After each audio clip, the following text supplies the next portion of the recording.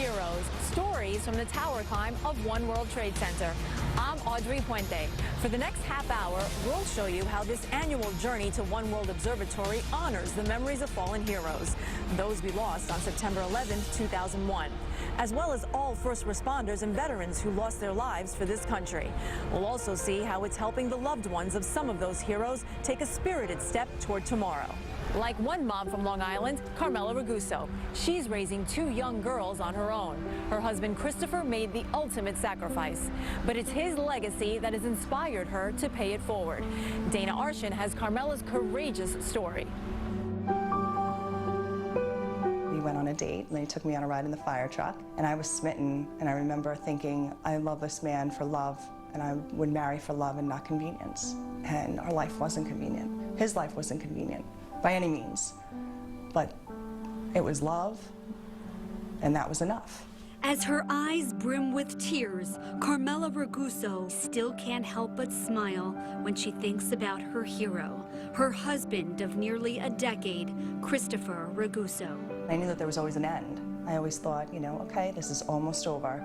Let's hang on, and then it's gonna be me and him. And we had all our plans set for the rest of our life. And I was just hanging on to the last day. Chris was on his last deployment in Iraq with the Air National Guard when the helicopter he was in went down. He was one of 7 servicemen killed on March 15th of last year, one day after his 39th birthday. A devoted husband and father to 2 little girls, 7-year-old Mila and 6-year-old Eva. I think I remember just kneeling and holding the both of them and saying, Daddy got hurt, Daddy was saving somebody, and now he's in heaven, he's an angel, and he's not coming home, but he's always with us. It's those memories of their daddy as a selfless hero which help them get through each day. Chris was a Renaissance man who somehow found time to do it all. He was a New York City firefighter. He started out in 113 in Brooklyn. He studied very hard to become a lieutenant and was posthumously promoted to 302 in Queens. He was in the Air Force Reserves. He was a flight engineer on the HH-60 Pavehawks. He was a volunteer Comac firefighter. Even with all his obligations back here in New York, Chris still felt like he needed to do more. But Carmela had finally convinced him to make this his last tour overseas. He was supposed to come home about 3 months after his death.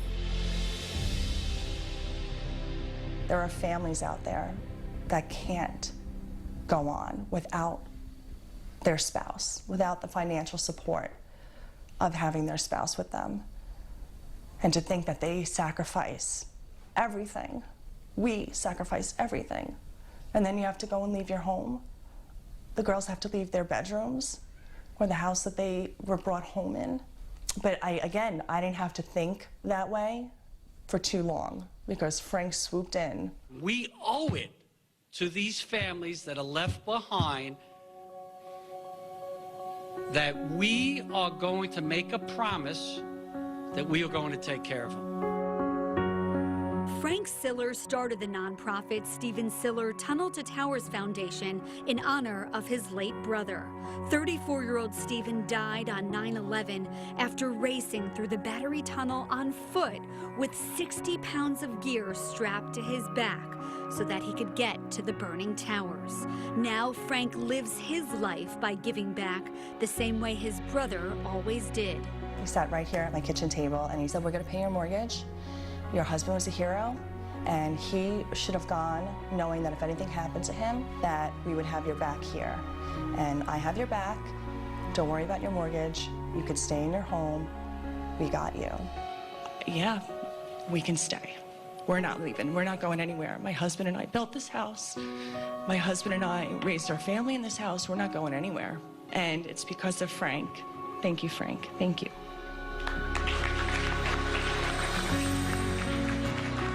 The foundation started a campaign asking donors to pledge $11 a month to aid the families of fallen first responders. Carmela now feels like it's her obligation to help others. My mission is just to pay it forward, make sure that no one has to feel alone and have to worry about what happens after, because it's the what happens after that could really make or break a family. So on Sunday, June 2nd, Carmela will greet the participants of the 5th annual Tunnel to Towers climb at One World Trade Center. About 1,000 athletes will climb the 2,226 steps to the top. I'll also be there at the end as men and women come up and finish the climb. I'm going to bring the girls this year. I think it would be really good for them to see the hard work and the dedication of men and women who come out to help others. Carmela will be joined at the climb by Rebecca Briggs, whose husband Deshaun was one of the servicemen alongside Chris on that fateful day back in March of last year. Rebecca's mortgage was also paid off last summer. As for Carmela, she will continue to keep her husband's memory alive. She's now able to feel just a little bit of comfort knowing that Chris did not die in vain. That gives me some peace knowing that, yeah, he died doing what he loved and saving people. And even if he knew the outcome of that night, he still would have gone, if it meant saving one person.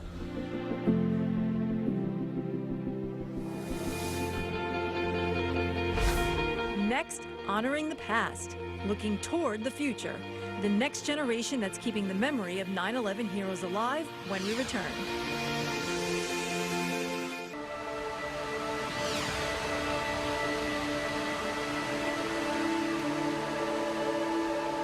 The scars of September 11th run deep. For those who were children and lost a loved one on that day 18 years ago, the pain never goes away entirely. But time has helped heal some of the wounds, making these young adults stronger to face a new tomorrow. Here's Antoine Lewis.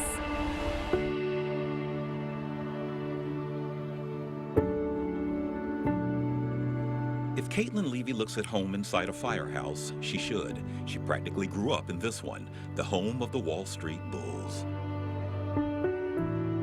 My grandma told me that growing up, my dad would look out the window and see the fire trucks going by, and he always wanted to be a firefighter. Caitlin is the daughter of FDNY Lieutenant Joseph Leavey of Ladder Company 15, a man as dedicated to public service as he was to being a husband and a father.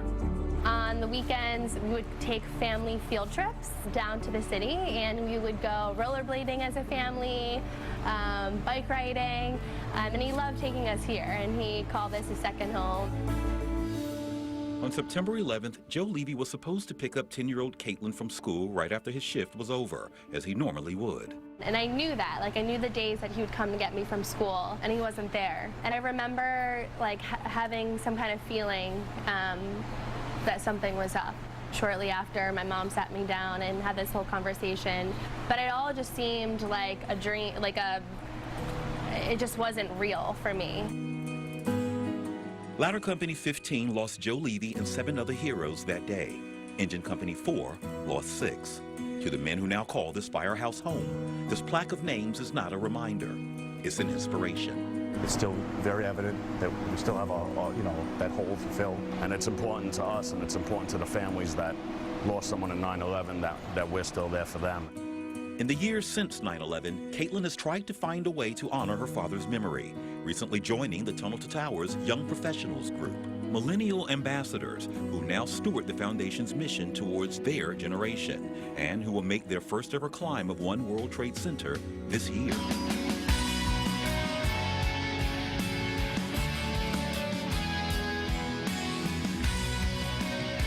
There was a need to reach a different audience that was a little bit younger, and maybe, I was in high school on September 11th, so it left a big impact. But I meet with some people, and some of the younger people in our group who maybe don't even have as much of a memory of that day. And for me, it's so ingrained because it was such an impactful day. Looking at how they're supporting families with building homes for them, paying off their mortgages, and it's a huge part of my healing process.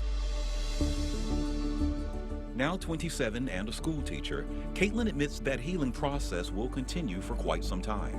We understand. New York lost one of its bravest that day. Caitlin lost her dad. We're almost at 18 years, and there are days that are so difficult, and I miss him tremendously. But then I think about, you know, what does he want me doing right now? If he was here, like, he would be involved with the Tunnel to Towers Foundations in a heartbeat. That is the work that my dad cared deeply about, just showing up and being that positive light.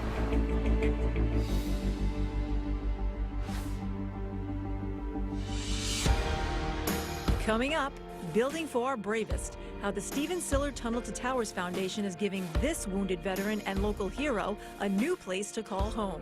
Stay tuned.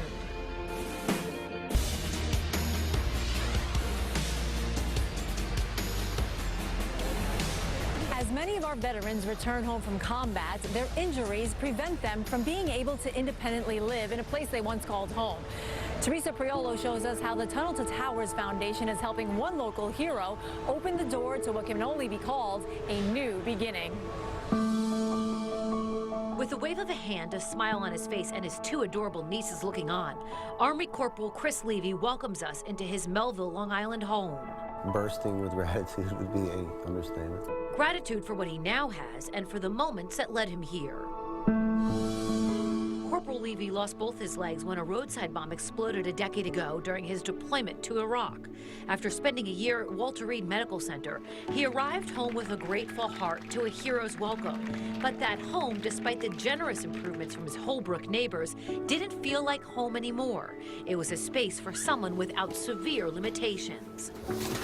From the bathroom to the stairs, life was complicated.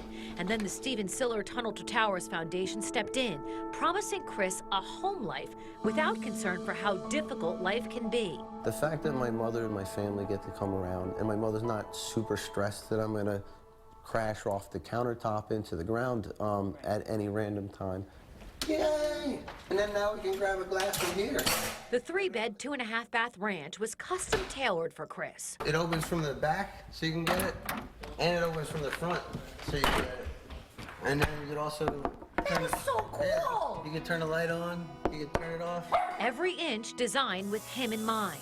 So when you put it down, I can go in here, and then I can reach over the stove, and I don't have to get burnt by things on the stove in the front.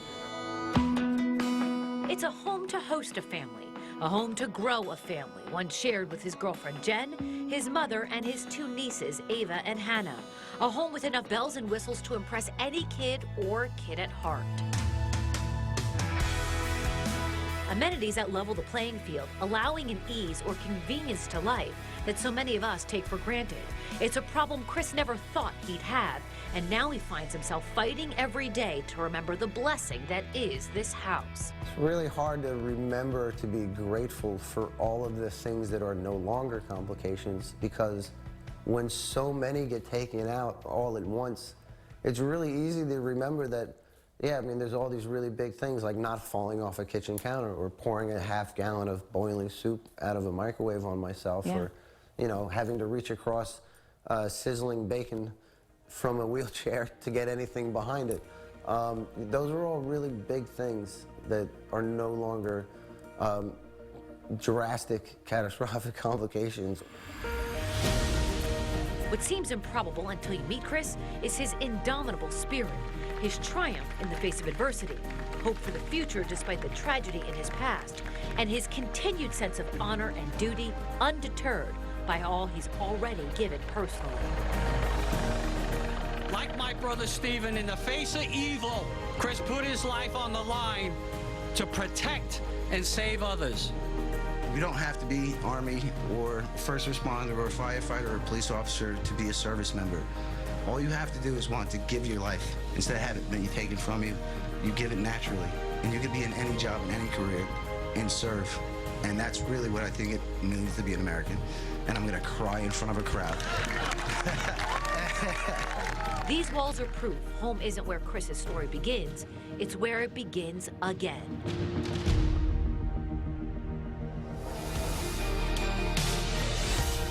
Next, the one story from last year's tower climb that will truly make you believe that love conquers all. Stay tuned.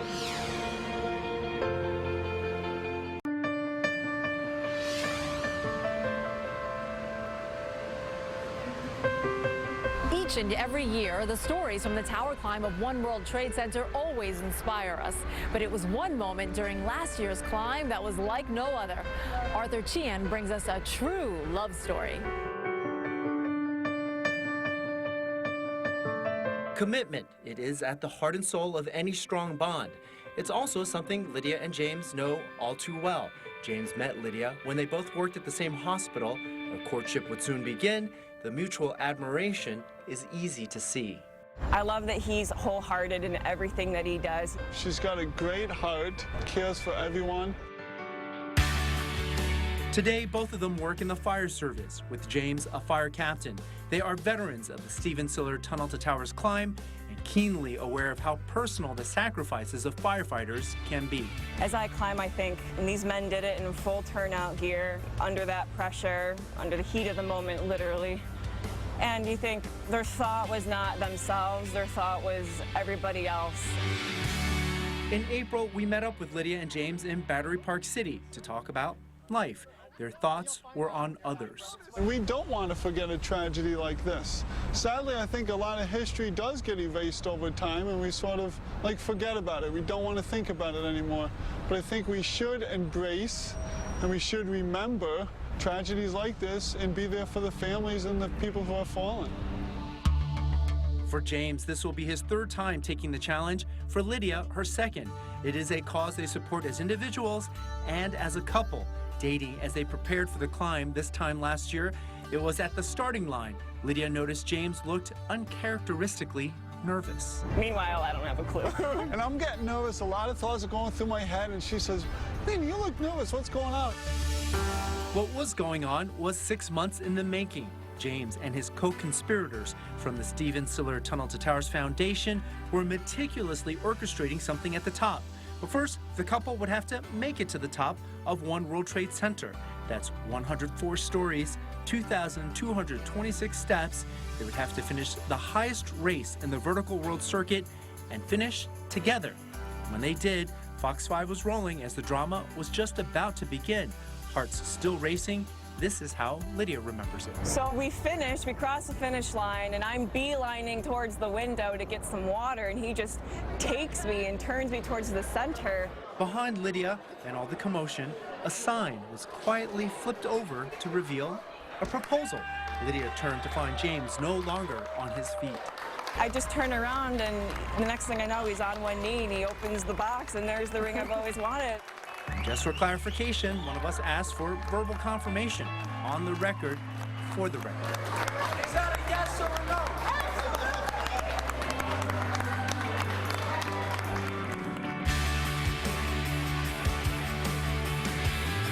A year later, James Bush and Lydia Mazza are now Mr. and Mrs. Bush. Months after the proposal, they made it official, tying the knot, putting a bow on a most positive story built on the most heartbreaking grounds for many New Yorkers. In James Bush's heart, the saying, "Love conquers all," is more than a catchphrase. We can overcome tragedy with love. And to put that all together at a proposal on top of the Freedom Tower, I think it's great. With this year's climb just around the corner, we had one more question before we wrapped it up. We had to know if there might be any other surprises in store for this year's ascent. There'll be no surprises. I have no surprises waiting at the top this year. So James believes. Just kidding. Or are we? In the shadow of the World Trade Center, where a love triumphs over evil. Thank you for joining us for this look at stories from the tower climb of One World Trade Center. For everyone at Fox 5, I'm Audrey Puente. When you've been fighting for it all your life, you've been struggling to make things right. That's how a superhuman strength fly. When you've been fighting for it all your life, you've been working every day and night. That's how a superhuman strength fly. When you've been fighting for it all your life, you've been struggling to make things right. That's how a superhero learns to fly.